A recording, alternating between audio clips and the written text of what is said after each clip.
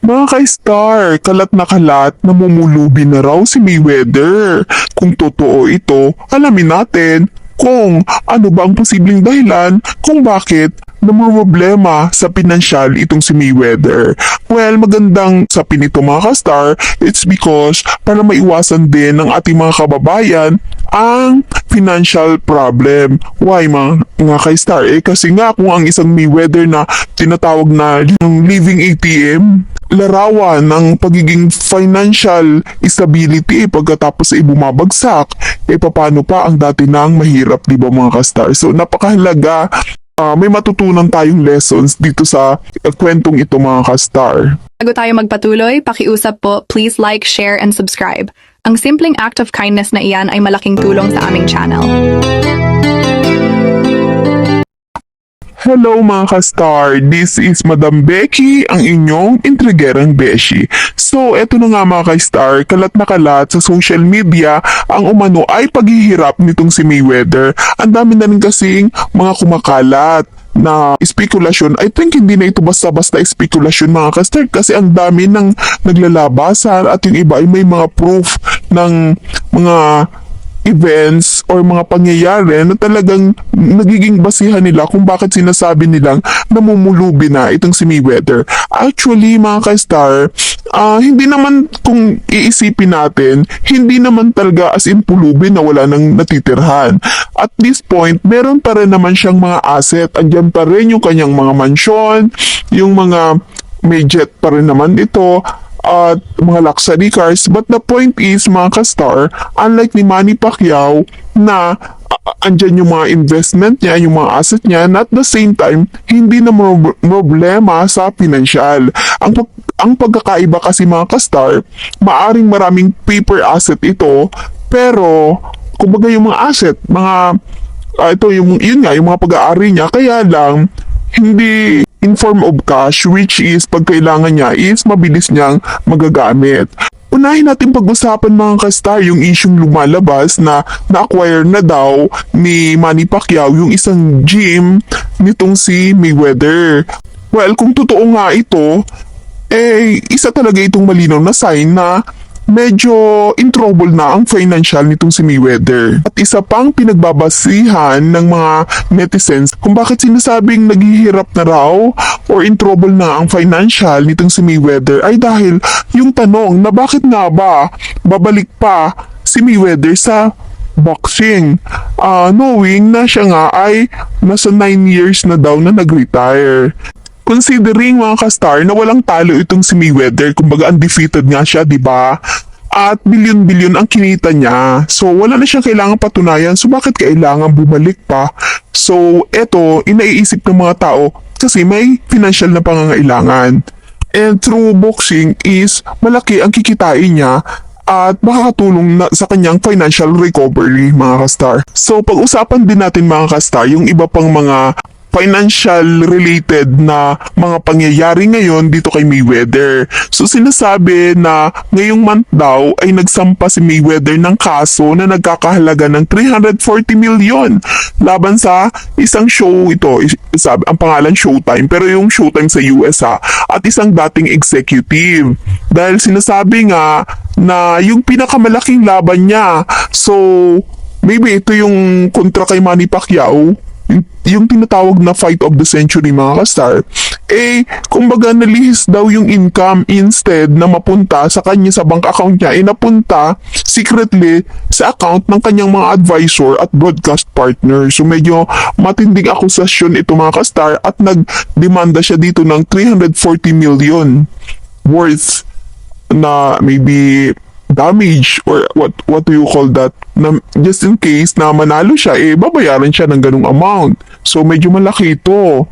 Well, since demanda pa lang naman yun, is risky pa rin yun kasi lalaban pa siya doon, meaning to say gagastos pa siya sa mga lawyer, di ba mga ka-star? Ilan sa mas matitindi mga ka-star na related sa sinasabing financial crisis na pinagdadaanan niya.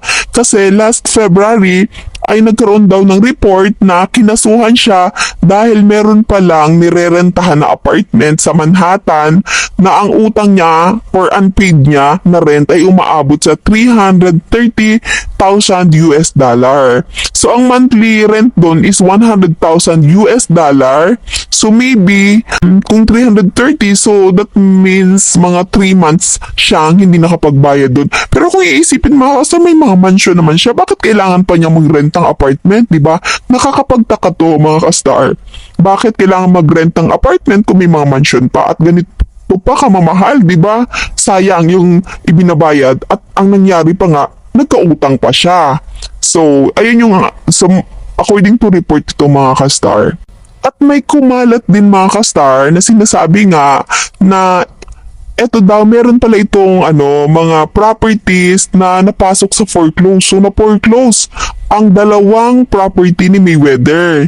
Kasama ang hindi nabayarang tax at isang 4 million loan na may mataas na interest. So, medyo heavy talaga to. Kung totoo ito mga ka-star, ay medyo halata na nga na talagang nababankrupt na tong si Mayweather. May napanood kasi tayong video mga ka-star na nagpapakita ng lifestyle nitong si Mayweather. Ganito pala to. Kumbaga mahilig mag-shopping ng mga mamahalin. So for example, meron siyang makikita na may suot itong Rolex GMT Master 2 Factory Eyes na nagkakahalaga ng 135,000 US dollar, which if i-convert sa Philippine peso, that is around 8 million peso mga ka-star. Well, medyo nakakalula nga yung price, pero actually mga ka-star, that price din naman ng relo at mas mahal pa nga dyan ay gumagamit din si Manny Pacquiao. Marami ding mamahaling relo itong si Manny Pacquiao. Pero nakakapagtaka naman na hindi naman si Manny Pacquiao nababankrupt. Unlike nitong si Mayweather, anong pagkakaiba? Kailangan nating malaman ito mga ka-star. Mga ka-star, confident ito si Mayweather noon at ipinagmamalaki ang kanyang sarili na parang isang human ATM. Ibig sabihin mga ka-star, sobrang yaman na parang hindi mauubusan. And meron pa ngang mga video rin ako napanood na parang ibinuboast din itong si Mayweather na pag naglaban daw sila ni Manny Pacquiao even 100 times ay mananalo siya kontra dito. So ganun ka-confident si Mayweather noon mga ka-star. Pero ngayon ng 2026, ibang kwento ang umiikot sa mga elite circles at syempre nakakarating ito sa mga marites ng social media mga ka-star. May isa umanong tao na malapit sa kanya, subalit hindi pinangalanan, sa video na umano ay nagsabi na wasak na nga raw, meaning broke na or namumulubi na itong si Mayweather. So, although tinatanggi ito pero ang reason daw behind is grabe nga itong gumastos. At may mga nakapansin din daw na parang nagbebenta na siya ng mga mamahaling ari-arian para mabayaran ang mga utang. So marami palang utang. At mas malala, kinukuha na ito dahil nga hindi nababayaran sa mga nababayarang obligasyon. So kumbaga, forfeit na mga ka-star ang ilan sa kanyang mga property, mamahaling property. So kumbaga kung sa normal na sitwasyon, pag sobrang yaman ng tao, hindi basta-basta bumibitaw sa kanyang symbol ng power. Maliban na lang kung talagang gipit sa pera. So, ganito ang nangyayari, talagang sign ito na gipit sa pera. Ilan sa mga signs mga ka-star or proof na namumulubi na itong si Mayweather, ang kanyang mga asset ay, well, hindi naman niya agad magagamit yun. In fact, possibly mabenta para itapal or para i-provide sa kanyang mga pangangailangan kasi yung ganito kayaman at yung ganitong uri ng lifestyle, ang mahal ng mga taxes nito mga ka-star. So kung walang pambayad ng taxes, ano mangyayari? Magkaka-problem yung kanyang mga property or possibly yun ay ibebenta para itapal sa ganitong pangangailangan. And syempre, masyado mataas ang lifestyle niyan eh. So, aside from taxes, yung mga personal needs niya, di ba mga ka-star? Eh, ang problema, kung wala naman itong mga businesses na kumbaga na-build niya at na-focus na lang dun sa paggastos para nga itong kanyang lifestyle, kumbaga, sa tingin ng publiko, napaka marangyan nung kanyang pamumuhay, pero yung cash flow pala is wala na kasi more on expenses na lang siya, walang palit na income. It's because diba nag-stop naman siya sa boxing. Eh kung hindi niya nalagay yung kanyang pera sa mga businesses or passive income, eh talagang mauubos, diba mga ka-star? Unlike nitong si Manny Pacquiao kasi, hindi lang siya nagde-defend sa boxing. Yung mga kinikita niya sa boxing, ini-invest niya din ito, may ginagawa niya itong yung, kumbaga yung pera niya, ay nagtatrabaho para sa kanya, parang ginagawa niyang passive income. Like lately lang, ang dami pa rin binuksan na businesses nitong si Manny Pacquiao. Andyan, alam natin may gasoline station yan, though medyo hindi maganda ang gasoline business ngayon dahil nga sa problem, di ba, sa oil. And then, at sa giyera. And then, yung, meron siyang recently yung hotel, meron niyang mga resto, mga cafe, what else? Hindi natin alam kung yung may mga, mga real estate investment na maybe para mga building na pinarerentahan, hindi natin alam. Kasi possibly, hindi naman lahat ibinibigay ni Manny Pacquiao yung lahat ng details regarding sa kanyang financial. But the point is, aside from that kasi, ay alam natin na itong dalawang ito is hindi ba halata, pero yung kanilang mga social media, I mean, ito si Manny at si Jinky, silang mag-asawa, yung mga social media nila, ang tataas ng followers at kumikita ito. Kumbaga, pwede natin silang i-consider na social media influencer especially si Jinky na napaka-active sa social media and syempre namomonetize sila dyan. Plus, yung mga endorsement, mga paid partnership. So talagang habang nagla-lifestyle sila ng mataas na lifestyle, kumikita naman sila doon. And syempre may promotion din si Manny at saka may iba't ibang businesses ito na yung iba nga ay hindi na alam ng publiko kung ano-ano ang mga ito. So that makes Manny and Mayweather magkaiba pagdating sa paghawak sa financial, mga ka-star. So eto nga si Mayweather, sinasabing yung ultra luxury mansions niya nasa mga prime location ito, mga ka-star, katulad ng Beverly Hills ay isa-isang lumalabas na sa merkado, meaning to say, nabibenta na. Kung anong meron itong si Mayweather, like mga private jets, mga mega mansions, mga luxury cars, mga mamahaling jewelry, mga any luxury items, sign yan ng ultra wealthy. Pero hindi lang siyang may ganyan even si Manny Pacquiao may ganyan din. Pero ang pagkakaiba nga, nagdi-dispose siya. For example, noong December 2024 daw, kinumpirma ng Realtor.com na ibinenta ni Mayweather ang kanyang Palm Island, Miami Beach sa halagang 22 million US dollar. So, kumbaga nabili niya yan ng 18 million dollar US dollar and then nabenta niya ng 22 million US dollar, though in a matter of maybe 3 years tumubo naman ng around 4 million US dollar ang property na to na kanyang ibinenta, mga ka-star. Pero ito ang pinakamalupit na balita, mga ka-star. Kasi nung April 2026, sinabi ng Real Deal na ito, ang Beverly Hills Mega Mansion daw nitong si Mayweather, mga ka-star, ay nakalista na for sale for 48 million US dollar. Pero nakakagulat, ibinenta lang for 27 million US dollar. So kumbaga, ang laki ng difference, di ba? Parang nangyayari itong ganitong sobrang pagbagsak, kumbaga paluging bentahan kung nagra-rush o may matinding pangangailangan at willing ang owner na malugi ng todo-todo. So parang ganito yung nangyari, mga ka-star, ang layo. From 48 million US dollar na binibenta niya, naging 27 million. Considering na Mayweather ang may-ari niya na talagang pagkakaguluhan at malakas ang chance na mabenta, pero bakit kailangan ibagsak presyo, di ba, mga ka-star? So pagka ganun, mga ka-star, talagang malinaw na sa inyo na medyo may financial na problema at nababankrupt na nga itong si Mayweather. At kung magtutuloy-tuloy ito na hindi napapalitan ang kanyang cash flow, talagang baka maubos yung kanyang mga property. At that is possibly the reason kung bakit after 9 years ng pananahimik, pagre-retiro, at the age of 49, doon pa siya lalaban. Considering na parang takot ito kay Manny Pacquiao lumaban dati. Sabi nga ni Manny Pacquiao, in 12 rounds daw, bakit puro takbo lang ng puro takbo? Kaya parang boring daw yung fight nila. So, ganon. Pero sa mga interview, sinasabi ni Mayweather na kahit na 100 times silang maglaban ni Manny Pacquiao ay mananalo pa rin siya. So tingnan natin kasi ngayon sinasabi niya yung pinirmahan nila exhibition fight lang. Pero sinasabi ni Pacquiao, no way, kung exhibition fight lang yan, hindi kita lalabanan. Eh syempre may mga pinirmahan na sila doon na kontrata, so pwedeng magdemanda si Manny Pacquiao kung uurong itong si Mayweather.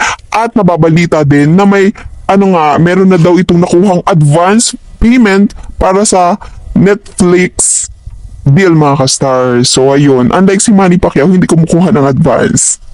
At alam nyo ba mga ka-star na ang pinakamalalaking boxing event sa kasaysayan, kalahati nito ay ang income halos napupunta kay Mayweather noon. Like, yung laban nila ni Manny Pacquiao noong May 2015. So, ayon sa report, kumita daw yun ng more than $419.2 million sa pay-per-view. At saka sa 73.9 million sa ticket sales mga ka-star. And 281.3 doon, almost maybe more than half ay napunta dito kay Mayweather mga ka-star. Diba? Ang laki samantala. Kung mag-alayo ng difference mga ka-star Si Mayweather, $281.3 US dollar. At ito namang si million, And then itong si Pacquiao nasa 153.6 million US dollar lang ang kinita sa laban na yon. So pero despite all that mga kasta, nakakapagtaka talaga. Siya yung merong financial problem ngayon compare kay Manny Pacquiao na patuloy na umaangat ang pananalapi mga kastar.